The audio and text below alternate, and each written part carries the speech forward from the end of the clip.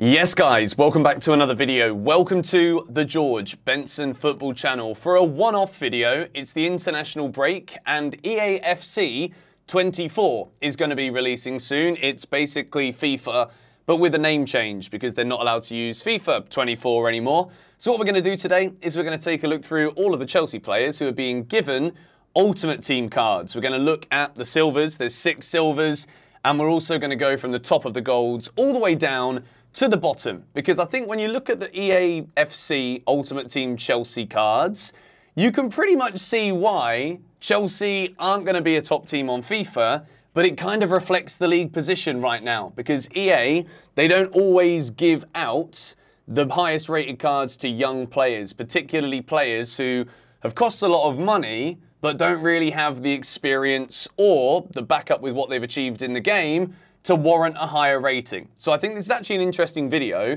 to look through the Chelsea squad, see what the video game thinks the best stats are for certain players, and then I think it will give us a pretty fair reflection as to why, right now, Chelsea are down in the doldrums, bottom half of the table, last season and also this season. So, before we do get into anything, let's get the formalities over and done with.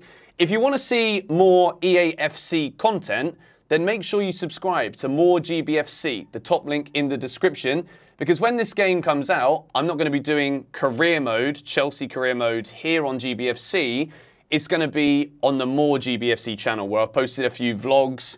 I'm going to post a few more vlogs this week too. It's basically where you can find anything that isn't me and Eunice on Shootout, but is also not Chelsea related stuff in terms of real life football. Long-winded explanation, you get the drift. So, without any further ado, I'm going to move over here so that I can stick the cards here.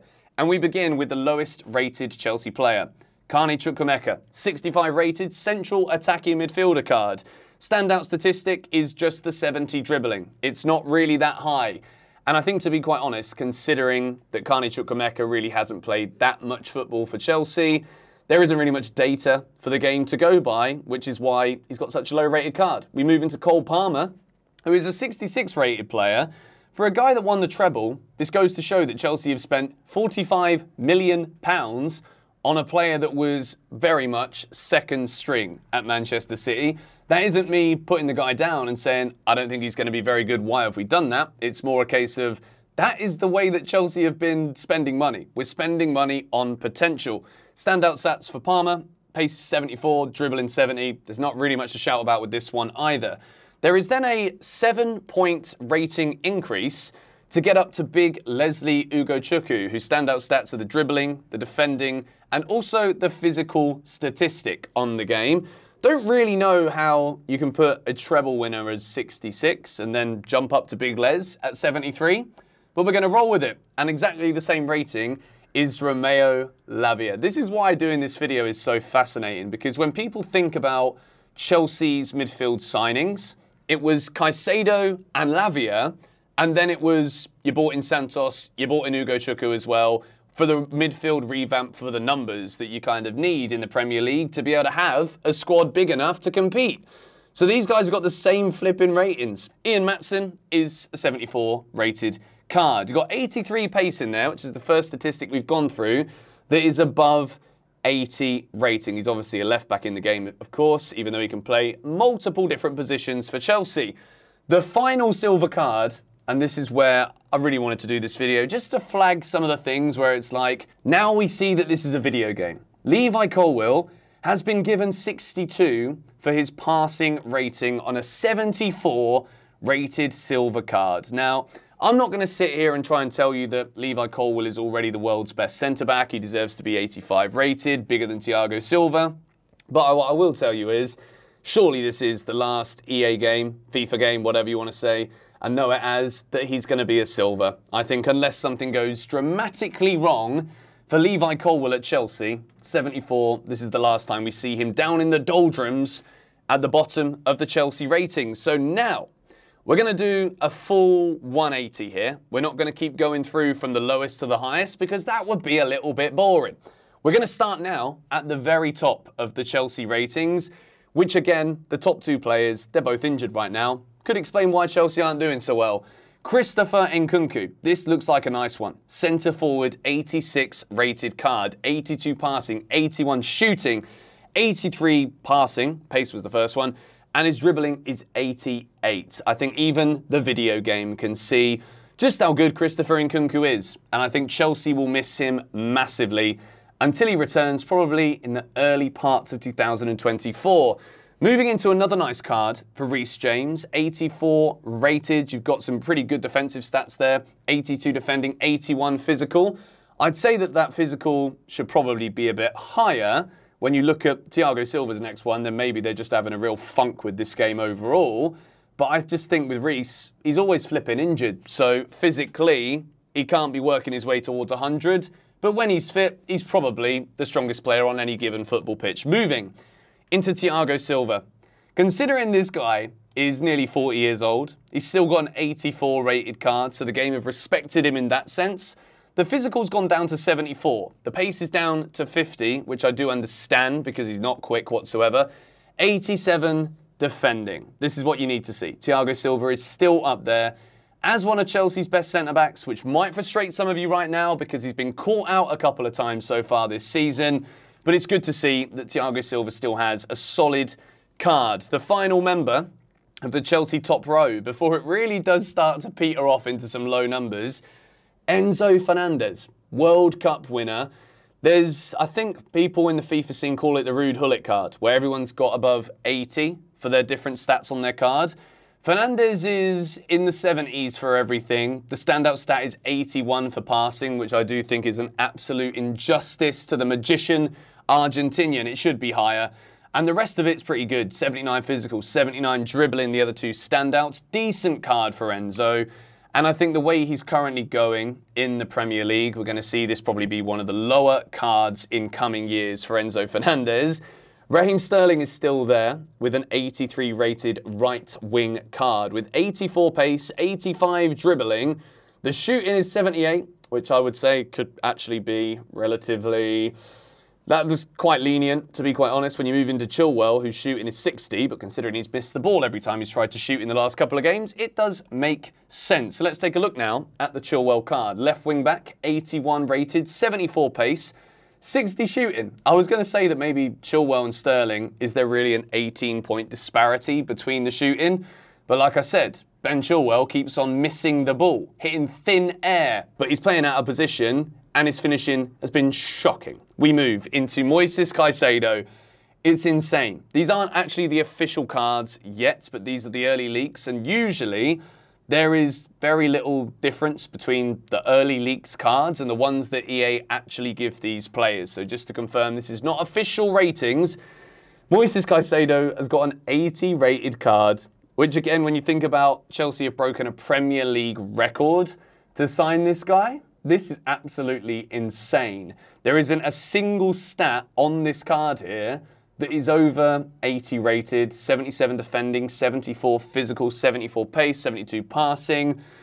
It's just such an average card. And I think when we're almost halfway through looking at all of these cards here in this video, I think it just goes to show at the moment Chelsea's squad is very much a squad that is built on the premise that there's a lot to come from it. There's a lot of potential. There's a lot of work that can be done. Yes, we've got the right manager to do that. But right now, these ratings are pretty reflective of last season and also the start of this one as well. Wesley Fofana, who probably won't feature all season, but he's got himself a 79 rated card here with 80 defense, 76 physical. Robert Sanchez is 79 rated gold card with what looks like a pretty average, not a bad card actually for someone who's 79 rated. Axel Disasi, 49 pace. Like, I don't know about you lot, but I think Axel Disasi does seem a lot quicker than a 49 paced card with defensive statistics of 80 for defending, 84 for the physical. Moving into Benoit Badiashile, I think this one is an absolute nonsense card. There are a couple of nonsense cards in the final ones we're going to look through here. 61 pace for Badiashile. That's absolutely wrong. Defensive and physical, neither of which are above 80 as well. I feel as though Chelsea every year do seem to, in my biased blue-tinted glasses opinion, we do get hard done by in these Ultimate Team games. But I think Badiashile, for example, will take a look at this one and think, well, That's not quite up to the standards that I would have expected after a decent showing for Chelsea in the second half of last season. Nicholas Jackson as well. He's going to be fuming with this one. 76 pace. Are you all right, Eafc? Like, I know that every single year when we look through these cards, no one's ever like, yeah, I'm happy with that. I'll take that one. 78 rated. I think it's about right considering 8 goals in his last 9 games or 9 in his last 8 in La Liga and then 1 in 3 for Chelsea right now. But overall, I think this should be higher. His dribbling statistic is the best one as an 80 rated card. We move into Conor Gallagher, who's also a 78 rated gold player card. No stats here over 80. I think this one, actually, of all of the cards that we've seen, is probably one of the most accurate. Something I always say about Gallagher is he's good at everything, but he's still not exceptional at anything yet, apart from the work rate, which doesn't go down as a statistic on the front of an Ultimate Team card. We've got 3 more to go. Noni Madueke, 90 pace, one of the fastest Chelsea players. And the last 3 that we're going through here are actually the quickest cards that Chelsea have in Ultimate Team this year. Noni Madueke, 90 for pace, 83 for dribbling. This is quite an exciting card to use, I can imagine, in the game. 71 shooting. The physical attributes are obviously low, which you'd expect. Defensively, I actually think Noni is a bit better defensively than another one of the wingers that we are going to see. At the end of this video, I've left him till last on purpose.